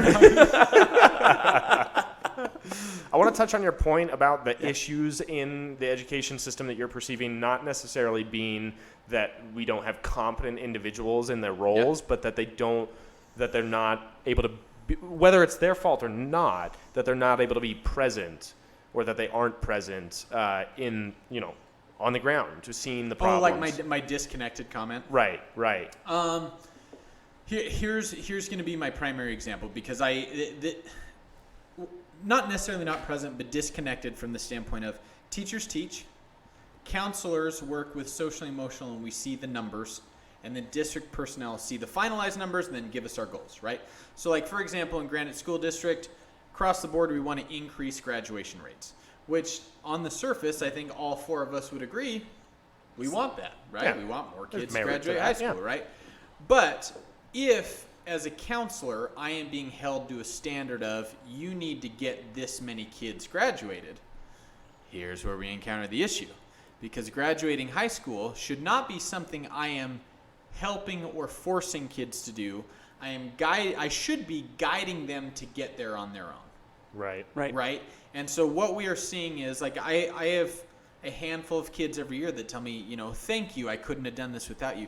That hurts me more than anything. A kid telling me they couldn't have graduated high school without me means that I did something for them they could not have done themselves. Right. That's a problem, right? So I think this is my biased answer of the disconnect, but I think this is the solution. I think we need to restructure high school in the standards with which we're teaching kids. We need to fix the math. We need to fix the sciences. We need to fix what we're forcing kids to take. Certain stuff they should, other stuff that we are. And I'm talking about not the like LGBTQ or whatever, but just like standards of math, science, English, the other. Yeah. And I think we should be okay with letting kids fail. And hear me out. Because if our graduation rate, instead of trying to raise it up to like 90, 95%, we let it sit around 70, 75 where it's at now. At my school, we're higher than that, but that ideally, I think that's where you would want to be, is a fourth of kids don't make it. Right. That means that 3/4 of kids did it on their fucking own. And if they did it on their own, that means that they got there. Right? Don't hold educators to the standards of making kids graduate. Hold educators to the standards of teaching, and then providing evidence as to why kids don't do it. Right? Because I have the numbers. If I have a kid that's failing and a parent comes in like they were fucking in class, and a parent says, well, they said that they were, guess who wins the conversation? The parent does. Right. Even though the stats don't. So at what point are the statistics going to prove the facts correct and we deal with the facts instead of having all this data but letting parents of negligent kids and negligent parents control the education system? That's also a really good point, because it would in turn, that would give the degree or the diploma a more value. It would actually mean something. Yep. And then the trickle through that college degrees would have more value after that. Absolutely. That would mean, that's interesting. It's very interesting. I think that the issue of it's kind of the broader issue of just like administrators trying to administrate, and yet they don't have the tools that they need or the perspective that they need to administrate correctly. And that is present in every system that we have in this country. It's present in, that's the main problem with politics in my mind, is that we've got a bunch of people making decisions and they are not present in the communities in which they are making decisions for. Yep, Yeah. for sure. Yeah. Well, I mean, let's think about this too, is that if a kid never goes, because this is the primary concern, right? Oh, sorry. This is the primary concern that we have going on right now, is kids aren't going to school, right? Nationwide. We know this, they're going less than ever. Why is public education still free if they don't want it? Like why if the rule here in Utah is, it's called the 10-day drop rule. If a kid misses 10 consecutive days of every single class, they're automatically dropped. They're removed from school. They can come back with a parent, re-enroll, and get back into school. But after a certain amount of time, why are they allowed to keep coming back? it's a little bit rhetorical, but think about as far as real life consequences, right? If you don't go to your job for 10 consecutive days, let's all say it together, you are fired, right? So why is it free? Why is it free? That's a really good point. Because You know, there's no Really interesting alternative. point. Well, because But why do we? Earn it, right? The alternative is fucking go, and then it's free. Yep. No, Yeah. I agree with you. Yeah. But why is that happening? Is because there's no alternative. There's no consequence to it. They go home and play video games. You know, Sure. high And school- if their parents are disconnected anyways, then there's no. But that's there's no technically reason what's to do it. happening anyway, and I'm agreeing with you, right? Is the only difference is now they're getting the paper, but they're still living at home and playing video games. Yeah, Right. fair. And that will Coming prepare from them for 3 of anything. 4 people that play a lot of video games, Yeah. right? Like, we're doing the same thing anyway, except for they get the paper, so we devalue the paper for the other 3 kids that earn the paper, right, That Right. work their butts off. right? to actually- and it actually means something to them, and they're trying to do something Yeah. with it. Yeah. That's So, a really good point. Again, rhetorical question, but I think that is the question that we should be asking ourselves, and I think that, you know, high levels of government and district personnel and superintendents should be asking, why do we want everybody to get it? If we want to help more people be special, right? Because that's the goal, right? If you're happy, you're special. Most people aren't happy, right? Yeah, it's sad, Right. but yeah. So let's raise the standard, and if people don't meet it, let's have other ways for them to get there, like GED and I mean, there are so many ways to get a Right. high school diploma. Like, But shit's why pretty do you much even free need anyway. it? You know, I'm pretty sure the law still states you only have to go to 8th grade, right? yeah, I'm pretty I think sure so. that's what I it think is. so. And it used to be that going to high school was, again, my grandfather. Going to high school and finishing high school, getting that used to be the equivalent of at least an associate's degree, if not a bachelor's degree. And it wasn't that long ago. What is the actual purpose to high school? I mean, here would be my biased question is, what is the most important thing you learn in high school? What do you guys think? It's a social interaction. Social Yeah. interaction? Something to do with baseball, I promise. Only for because everyone. baseball is an analogy for the entire world. Well, yes, naturally it is. Yeah, I would say networking for me. It was the Networking. beginning of the networking. Yeah. I'd agree. I think you're all right. Obviously, the baseball one's in first place. But I think my biased answer is sometimes you got to do shit you don't want to fucking do. Yeah. Well, or at 8th grade, lower the employment age, okay? And Yeah. if you want to Oh, yeah. do that, go get a job. Because There you go. honestly, if you're not going to go to school, those are the jobs you're going to be working anyway. It does seem there's a bit of a disconnect there. It's like we're providing that opportunity for people to just dick off. Right. Yeah. Huh. Well, If- and also if it was credit-wise, you only need 3 years worth of credits to graduate. Yeah. Why are we having kids fail after 4? Right. Because they really didn't give a fuck. you know? And because you have a lot of parents that are like, oh, well, I did a fuck ton of packets at the end and I made it, so my kid will do it too. Dude, then there's no value. What No. are you doing? Yeah. You know, you're regurgitating that bullshit and you're recreating a future for your child that was the shitty life that you lived. And that sounds so fucked up and terrible, and I get that. But that's the reality is the goal cannot be 5 out of 10. And right now, the average person is a 4 out of 10. Yeah. So let's raise the bar. Yeah. Make it a little harder. Well, and again, if you lowered the employment age, again, these are the jobs you're going to be working anyway. And at my school, all my kids are getting jobs at 16 Right. because they got to help out at home. So I mean, yeah, I agree with you. Lower that down. How old are they in 8th grade? 14? 14. 14? Yeah. Lower it down to 14. They do that in rural America. Yeah. You know, you go into the small towns in the Midwest. Right. Absolutely. You can have a job at 14. Yeah. I think a lot of that is for farming. Well, yes, but Okay. what point of it is like, okay, because right now there isn't a consequence, right? If they're not going to high school, it's because they're jerking around playing video games or whatever the hell they're doing, right? So if the option was, okay, no, you don't have to go to high school, but you're going to go get a job, I promise you your numbers would go back up. Devil's advocate to this, though, too, being that, I mean, my high school and prior to high school experiences were relatively recent. I graduated in 2016. And I can remember that all of the dicking off that I did felt really important at the time. And looking back on it, still feels like my life would be different if I wasn't allowed to just be a kid a little bit. True. But did you dick off so much that you failed? No. Yeah. No. There's Yeah. a level That's a fair level. point. Yeah, And at it's the end of the day, I don't know thing that you can say that because your parents were still involved enough. Yeah. And you may have smoked weed every day, but you still got the 4.0. Sure. Yeah. That's fair. You know what I'm saying? And if you can do that, great. Yeah. I think as a whole, I mean, I guess if you have a takeaway from my time here, it'd be that there's just too many disconnects happening in education, and you can see it like if we're run by the government, which we are, right? The entire country is. Why are there so many disconnects? And I'm not even talking about like political agendas. Like I get that, but I think the majority of politicians, I would like to believe, would want better education for people. If they don't, we got to leave the USA because something's not working. But like, you have to think that they care, or someone at a high level cares. But just nothing's changing nationwide. Come on, man. I don't know what the answer is for it's obviously a huge problem. It really is. We're the greatest, wealthiest country on the face of the planet. Why are we in the middle of the pack?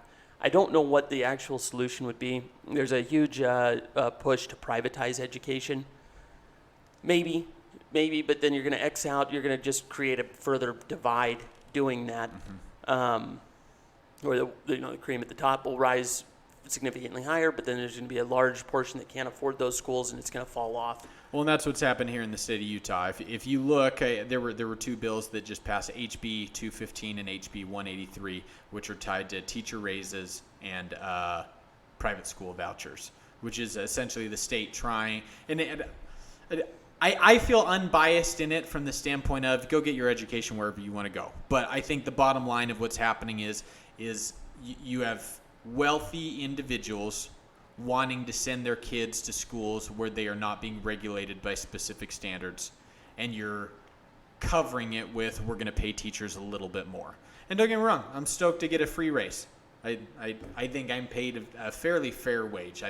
I'm compensated well for what I do. I would not complain, and I'll take a raise greatly. But I think we're heading down that route, at least in this state.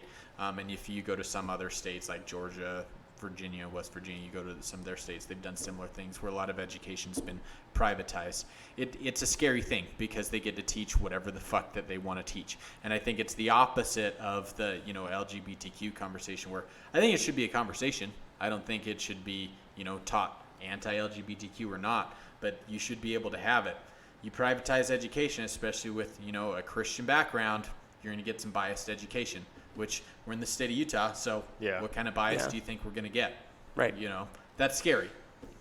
Whether you're LDS or not, that's scary. The problem is you could go back and forth in this all day long, because at the same time we've standardized public education so much that now it's just it's a cog and stuff isn't getting done. Mm-hmm. And the simple fact of the matter is something has to be done. I don't know if privatizing is the right answer, but there is no excuse for America to be in the middle of the pack in the world. Cannot be a thing. Unless our leaders do want to keep us stupid. Which is probably what it is. It probably is. Honestly, really? I know that's a conspiracy theory, but in all... Is it? I love a good tinfoil hat, but I don't feel like that is. I mean, I feel like that's pretty common. I mean, here's the deal. You and I have completely opposite political views. Mm-hmm. We're not going to go into detail about what we feel, but Topher and I have been friends for a long time, and we have opposite views, but we can still coexist and love each other like family, which we do. Yes. That is not happening at the highest levels of government. Why are the two parties not working together, right? Well, that's a problem. Yeah. It's the same thing. What did Martin Luther King wanted? He just wanted it fair and be a merit of the man. Why is that so hard? That kind of takes care of all of these social issues. The next part that everybody cares about, really and truly, not money in the politicians' pockets. How do we make sure that everybody in the country has food in their belly when they go to bed? What are we doing sending money to Ukraine? Hundreds of billions of dollars? You could solve the child hunger problem like that with the money that we just sent Ukraine. True. It's so true. What in the world are we doing? It goes back to the very first question I asked you when we started this thing is, how are we talking about anything else. Yeah. Education is the only conversation to have. The fact that our entire nation has gone, well, public ed is bullshit and it's bad and you just deal with it. Well, then that's always what it's going to be if we don't realize it is the core root of our country's future. Until our government decides to give a fuck about what's happening in schools, we're going to keep fighting and watching the shit show that is Joe Biden and Donald Trump. Yep. And I use those as placeholders for whoever the next Joe Biden and Donald Trump are, because that's what it is. It's a fucking circus. Yeah. No matter which one you like or don't like. No, and we really Joe should. Trump What on earth are politicians making millions and our educators are making $35,000? How does that make? In Utah, we're compensated pretty well, but some places some absolutely. places it's bad.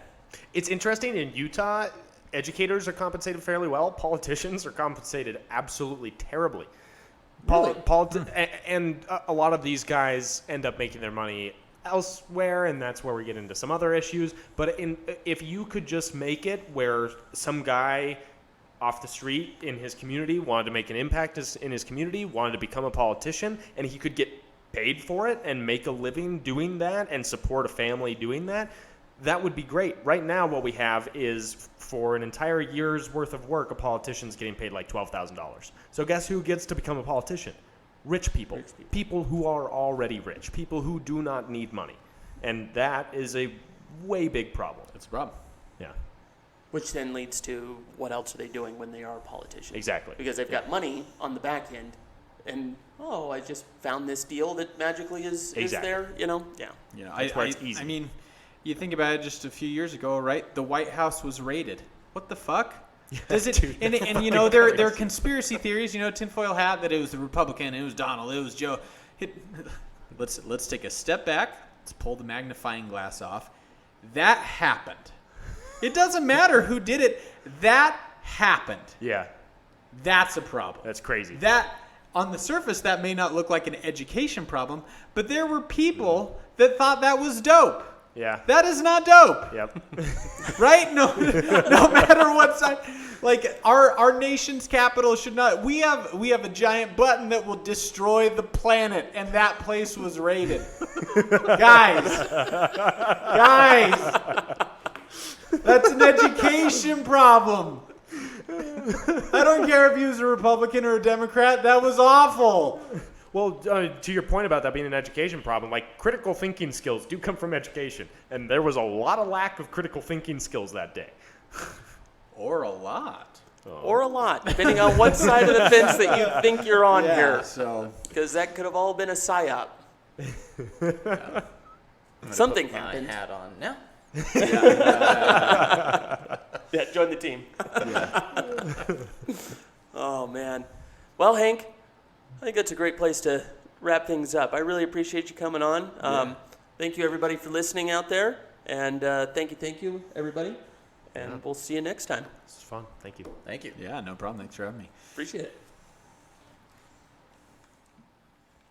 We dodged so many tangents through that conversation.